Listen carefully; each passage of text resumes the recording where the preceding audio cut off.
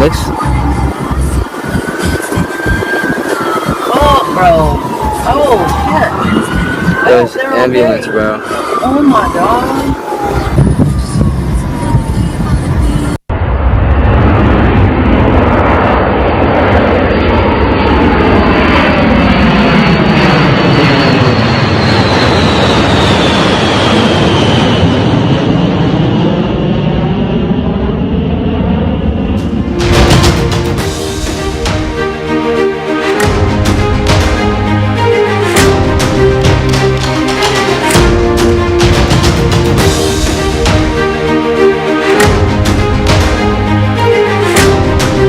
Breaking news చూస్తున్నాము. South కాలిఫోర్నియాలో ఘోర విమాన ప్రమాదం చోటు చేసుకుంది. ఒక్కసారిగా అమెరికాకు చెందిన B-52 బాంబర్ విమానం కుప్పకూలిపోయింది. దానికి సంబంధించిన విజువల్స్ని రైట్ సైడ్ బాక్స్లో మనం చూస్తున్నాం. బూడిదైపోయిన విమానంకి సంబంధించిన ఆ విజువల్స్ని మనం చూస్తున్నాం. అగ్నిమాపక దళం అక్కడికి వెళ్ళి మంటల్ని ఆర్పే ప్రయత్నం చేస్తుంది.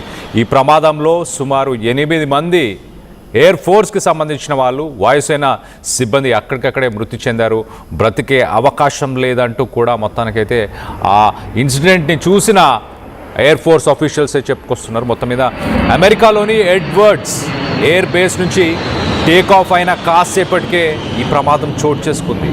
అమెరికా యుద్ధ విమానం పేలడం వెనుక మరి ఇరాన్ హస్తం ఏమైనా ఉందా అన్న కోణంలోనే ప్రస్తుతానికి దర్యాప్తు చేస్తున్నామంటూ ఎయిర్ ఫోర్స్ కి సంబంధించిన అధికారులు చెప్పుకొస్తున్నారు. శాంతి ఒప్పందం కుదిరిన రోజే మరి అమెరికా యుద్ధ విమానం పేలిపోవడం, దానిపైన ప్రస్తుతానికి చర్చ నడుస్తుంది. అమెరికా దగ్గర ఉన్న బాంబర్ విమానాలలో B-52 స్ట్రాటోఫోర్టసెస్ చాలా కీలకమైన విమానం అని చెప్పొచ్చు. 1955లో అమెరికా వాయుసేనలోకి B-52 బాంబర్స్ వచ్చాయి.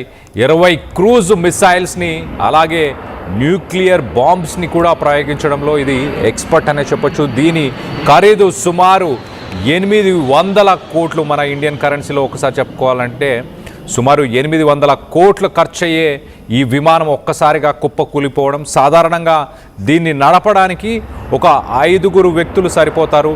ఈ విమానం ఎప్పుడైతే కుప్పకూలిపోయిందో ఆ సమయంలో సుమారు 8 మంది క్రూ ఈ విమానంలో ప్రయాణం చేస్తుండే. వాళ్ళు అక్కడికక్కడే చనిపోయినడం జరిగింది.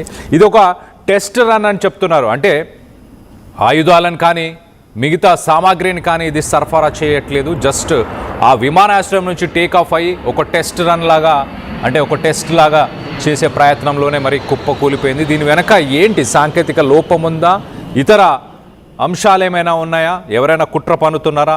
ఇరాన్తో మరో పక్కన శాంతికి సంబంధించిన ఒప్పందాన్ని స్ట్రైట్ ఆఫ్ హార్మోజ్ ఓపెన్ చేయడానికి ఒక రకంగా డీల్ సెట్ అయిందంటూ ప్రెసిడెంట్ ట్రంపే స్వయంగా ట్వీట్ చేయడం, ఇరాన్ కూడా దాన్ని ఈసారి సుమారుగా 38 సార్లు ఇప్పటిదాకా ట్రంప్ డీల్ సెట్ అయిందని చెప్పుకొచ్చారు. కానీ ఇరాన్ ఎప్పుడు దాన్ని ఆమోదించలేదు. కానీ ఈసారి ఇరాన్ కూడా ఖచ్చితంగా ఎస్ డీల్ సెట్ అయింది, స్ట్రైట్ ఆఫ్ హార్మోజ్ ఓపెన్ ఉంటుంది, ఈ నెల 19న స్విట్జర్లాండ్లో మేమంతా కలుసుకొని శాంతి ఒప్పందానికి సంబంధించి సంతకాలు చేయబోతున్నామంటూ ఇరాన్ ప్రభుత్వం కూడా ప్రకటించిన సమయంలో మరి ఇలాంటి ఘోర ప్రమాదం 800 కోట్లకు సంబంధించిన బాంబర్ ప్లేన్ అని చెప్పొచ్చు. 800 కోట్లు.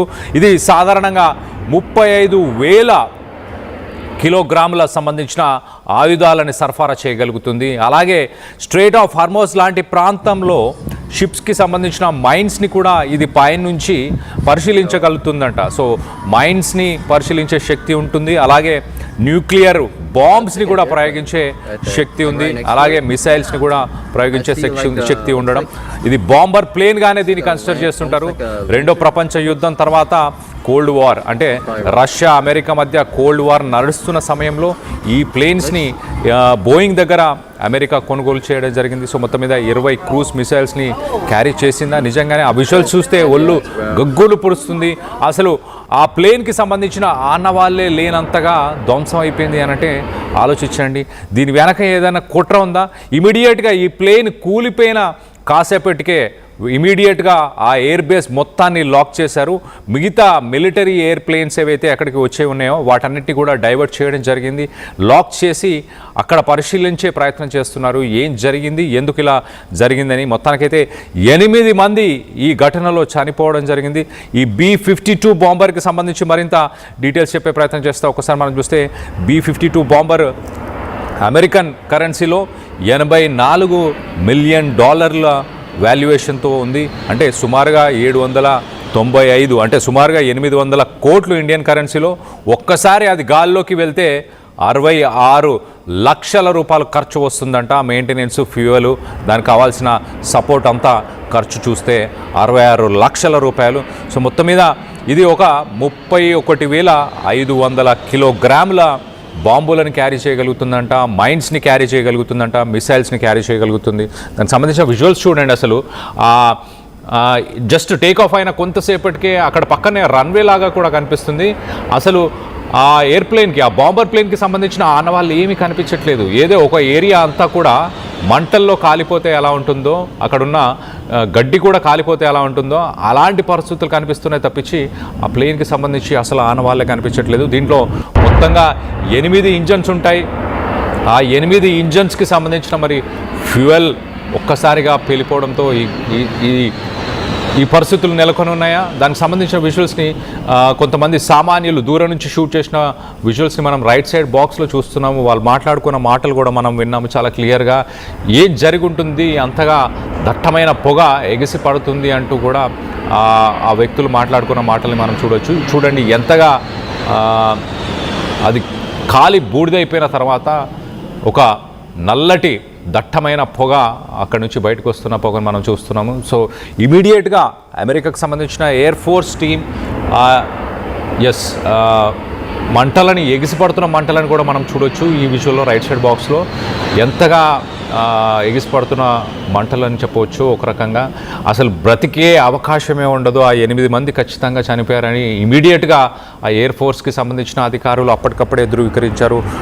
మరో పక్కన ఇది 650 మైల్స్ పర్ అవర్ అంటే సుమారుగా ఒక 1000 కిలోమీటర్లు ప్రతి గంటకు ప్రయాణం చేస్తుంది. అందులోనూ 50,000 అడుగుల పైన ఇది ప్రయాణం చేయగలుగుతుంది అంటూ చెప్పుకొస్తున్నారు. సాధారణంగా దీన్ని నడపడానికి ఒక 5 వ్యక్తులు అంటే ఎయిర్ క్రాఫ్ట్కి సంబంధించిన కమాండర్ తర్వాత ఒక పైలట్, అలాగే రాడార్ నావిగేషన్ చూసుకోవడానికి మరొక వ్యక్తి, నావిగేటర్ ఒకరు, అలాగే ఎలక్ట్రానిక్ వార్ఫేర్ ఆఫీసర్ అంటే ఈ మిసైల్స్ని ప్రయోగించడానికి మరొక వ్యక్తి. మొత్తంగా కమాండర్ ఒకరు, పైలట్ ఒకరు, రాడార్ నావిగేటర్ మరొకరు, అందులో నావిగేటర్ ఒకరు అండ్ ఎలక్ట్రానిక్ వార్ఫేర్ ఆఫీసర్. మొత్తంగా దీని చాలా పెద్ద విమానం అని చెప్పొచ్చు. ఇది ఒక రకంగా 56.4 మీటర్లు దీని రెక్కల పొడవు ఉంటుంది. అలాగే ఈ బాంబర్ పూర్తిగా లెంత్ ఒకసారి మనం చూస్తే 48.5 మీటర్లు అంటే 159 ఫీట్లు దీని లెంత్. అలాగే దీని రెక్కల పొడవు 185 ఫీట్లు అని చెప్పొచ్చు. సో ఇంత పెద్ద ప్లేన్ మరి ఒక్కసారిగా కుప్పకూలిపోవడానికి గల కారణం ఏంటి? అమెరికా ప్రస్తుతానికి అన్ని పాసిబిలిటీస్ని చూసే ప్రయత్నం చేస్తున్నారు. ఇరాన్ ఏమైనా దీని వెనక ఉందా, ఇరాన్ హస్తం ఉందా? ఒక పక్కన శాంతి ఒప్పందం జరిగింది.